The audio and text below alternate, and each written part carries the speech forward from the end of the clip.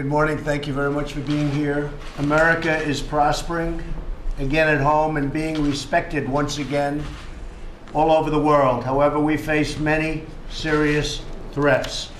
Lots of things are happening in our country, lots of very positive things, but we have some things that we have to talk about. We're going to be discussing today the situation in North Korea. It will be handled, and it will be handled properly. Many of our brave troops will be spending Christmas overseas. We're thinking about them. We're funding them like they haven't been funded in a long time.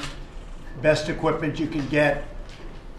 Our military is getting stronger, and I expect that very soon I'll be able to say stronger than ever before. It was very depleted when I got here. It's not going to be depleted any longer. So I just want to thank everybody. I want to congratulate Kirstjen Nielsen, who was just confirmed yesterday. It's been a long wait, and we're waiting for a lot of others. All of you are waiting for people, or most of you are waiting for people to come in and help.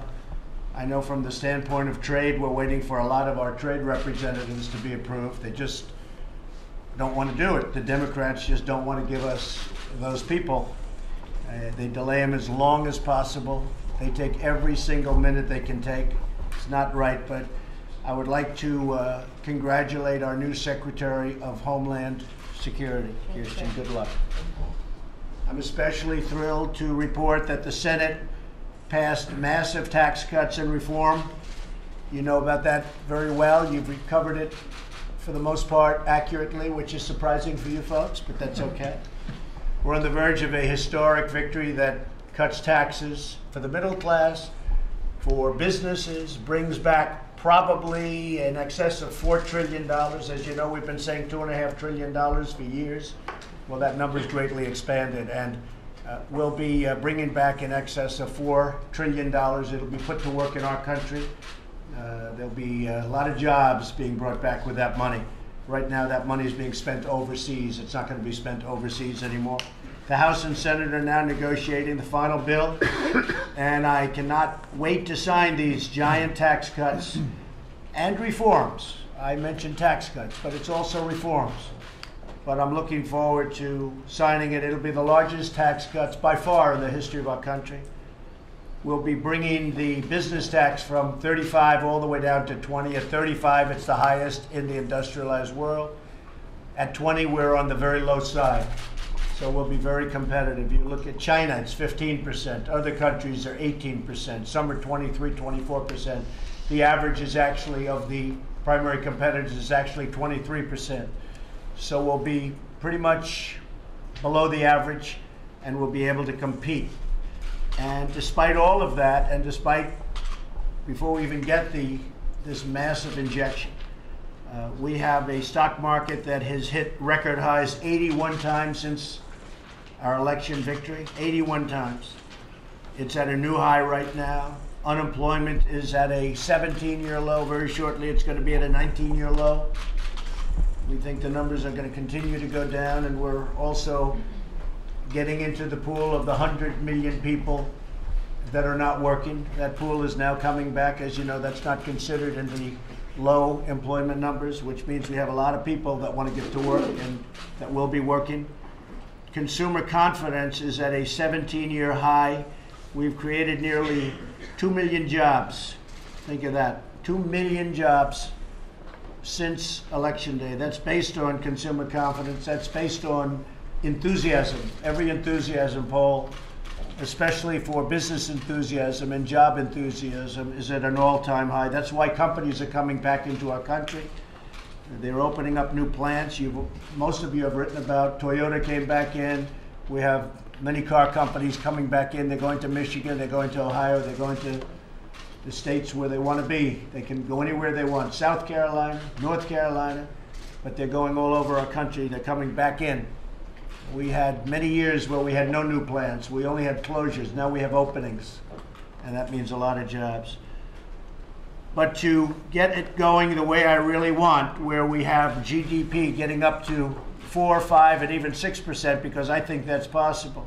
If you look back in your notes, you'll say when I said 4%, People said that would be years. Well, it's turned out that I'm right, because without the hurricanes, this last quarter we would have hit 4%.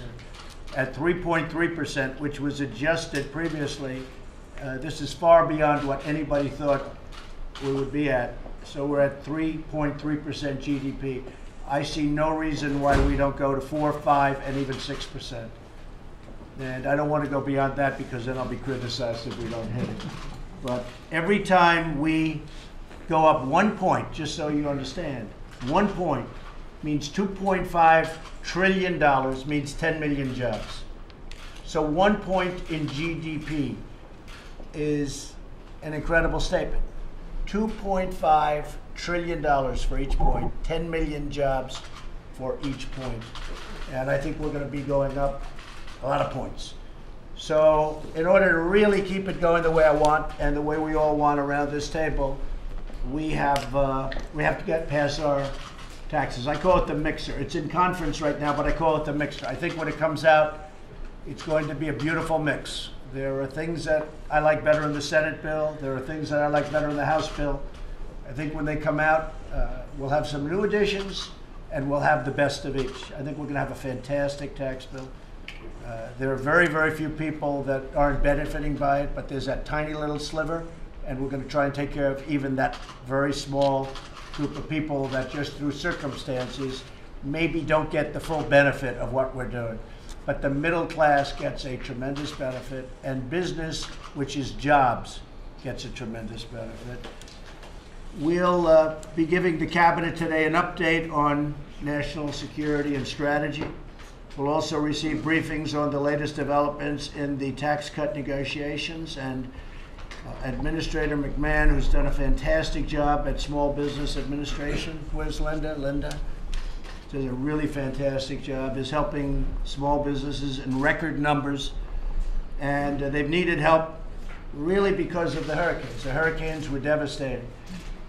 As I said, GDP, if we didn't have the hurricanes, we would have hit just about 4 this last, but we had, as you probably know, and probably everybody remembers, we had 5 really bad ones.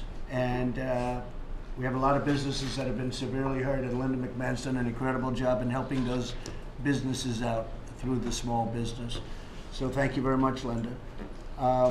So we're in a great period in this country because jobs are coming back, unemployment is low, business has never been stronger, but we have a military that we have to build.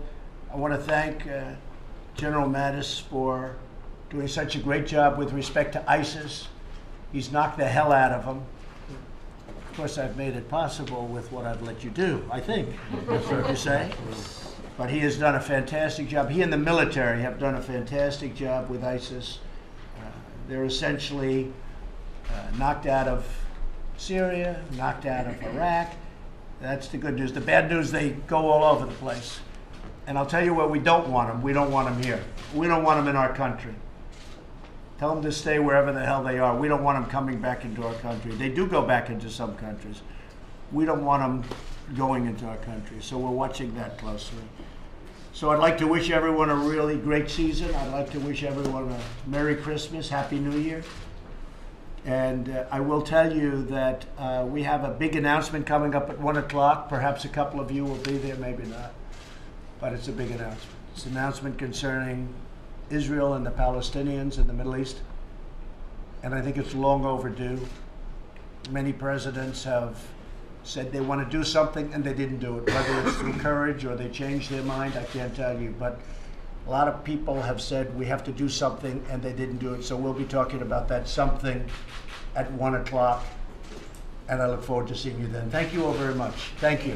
Thank you very much. Mr. President, what will this decision do? How will it help the peace process, sir? We'll talk about it in a little while. Do you still have confidence in Robert Mueller, sir?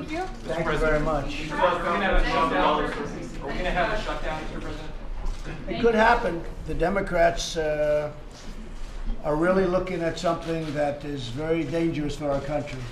They are looking at shutting down. They want to have illegal immigrants, in many cases, people that we don't want in our country. They want to have illegal immigrants pouring into our country, bringing with them crime, tremendous amounts of crime. We don't want to have that. We want to have a great, beautiful, crime-free country. And we want people coming into our country, but we want them to come on our basis. And that's why we're being so careful with our process and our screening. And as you know, we had a tremendous victory the other day in the Supreme Court with the ban. Got quite a bit of attention, probably not as much of attention as it deserved. But we had tremendous, that was a tremendous victory for this country. Not a victory for me, it was a victory for our country. So the Democrats maybe will want to shut down the country because they want people flowing into our country. And I want people coming into our country, but I want to vet those people, and I want to vet them very carefully because we don't want to have radical Islamic terrorism in this country, and we don't want to have crime in this country. You look at what just happened in San Francisco. That was a disgrace. And as you know, the federal government just got involved and did a great thing because they're going to take that at least to the next step. They did a great thing by getting involved. So thank you very much. I'll see you all at 1 o'clock.